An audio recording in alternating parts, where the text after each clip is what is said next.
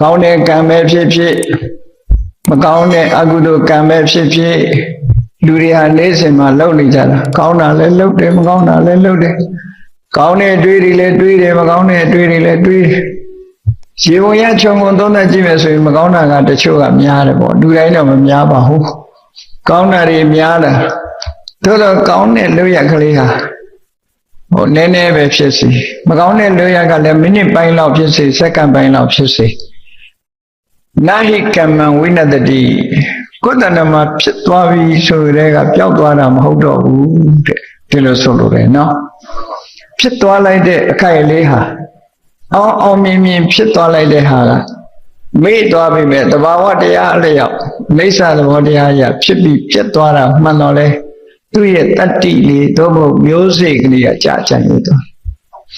အဲဒီမျိုးစိတ်လေးကမြေနဲ့ရေနဲ့တွေ့ရင်ပေါက်တယ်လို့ပဲ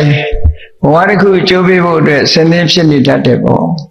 ဒါကြောင့်မို့ဒါလေးကတော့မပြောပါတော့ဘူးဆိုပြီးတော့အကုသိုလ်ကံကိုလည်းသွားပြီးတော့အထင်မသေးတဲ့ဘူးနော်ဒါကြောင့်မို့ဝစီဗေဒထိခိုင်းရှာဆိုပြီးတချို့လဲဘာမဟုတ်တာလေးနဲ့နေမယ်ဒီအပြောအဆိုမတတ်စိတ်နေသဘောထားမတတ်တဲ့အတွက်ကြောင့်သွားပြီးတော့ကဲရရှုပ်ချမိသွားရင်အဲ့ဒါတစ်သလုံးဒုက္ခရောက်ပြီးဘဝတန်တရားမှာကြည့်လေခေါစုတ်တရားလောင်းကြည့်ပိစိကဗုဒ္ဓအိမ်ကြွလာတဲ့ပိစိကဗုဒ္ဓတပါးကခါလေးကုန်းနေတာဘာရင်လည်းမဟုတ်ဘူးအပျော်လုပ်တာ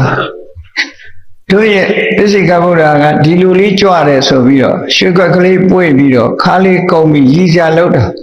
ကကုန်းမကြီးဖြစ်နေနော်တကယ်ကတော့အဲ့ဒါမျိုးလေးကစပြီးတော့တော့ကြောက်စရာကောင်းတယ်လို့အကုသိုလ်ကံဥက္ကသေနတထေသာဇလန်းကိုကြည့်လိုက်အောင်မယ်ဆိုရင်သူဇနီးတွေကဗာပြောလိုက်သူတို့ဆူတောင်းတဲ့အခါလှူဒန်းပြီးဆူတောင်းတဲ့အခါဟိုအရှင်မြတ်ကသူတို့ဆူတောင်းပြီမှာကိုသိလို့ပြုံးလိုက်တာကိုသူကဘာမှတ်ချက်ပေးတော့ဆိုပြုံးတယ်ဆိုတာသူကသူပြုံးတာနေပါစေပေါ့မဟုတ်ဘူးတို့အရှင်ကနော်ခုခေတ်လိုပြောရင်တော့အနုပညာသမားထမရဲ့လို့ပြောတယ်ပေါ့နော်တို့အရှင်ကဒီစတ္တမနဲ့တူပါတယ်လို့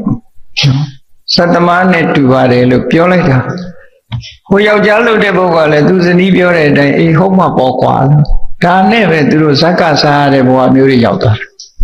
နော်အဲ့ဒါတကယ်စဉ်းစားကြည့်မယ်ဆိုရင်ဘာမှဖြစ်တော့တာမဟုတ်ဘူးလို့ပြောရအောင်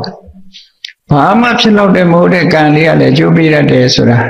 အဲ့ဒါကိုပြောတာနာဟိကမ္မံ